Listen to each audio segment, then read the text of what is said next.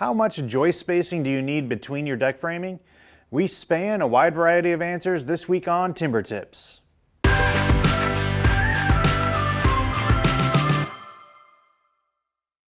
One major reason your deck could fail is because of poor framing. Having a solid frame is key to an even decking surface that doesn't bow over time. As a rule of thumb, most decks require a 16-inch on-center joist spacing, which means there's 16 inches between the center of one joist to the other.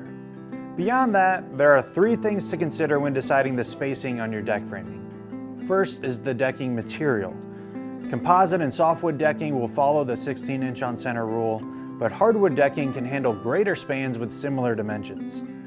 For example, 5/4 by 6 cedar can span 16 inches on center, but 5/4 by 6 ipe can actually span 24 inches on center. This brings me to the second thing to consider, which is thickness of decking material. Most composite brands have the same thickness, but softwoods and hardwoods will range from 1 inch to 2 inches thick for decking. Softwood should be at least 1 1/4 inches thick for a 16-inch on-center span.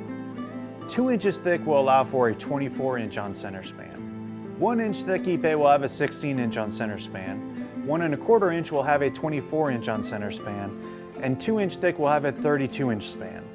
The last thing to consider when figuring out the correct joist spacing is the angle of the surface boards. If you're putting the boards at a 45-degree angle from the joist, then you need to shorten the span.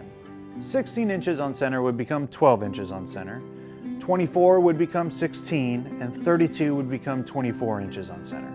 When installing a commercial project, it's a good idea to shorten the joist spacing as well, since the deck will have significantly more traffic.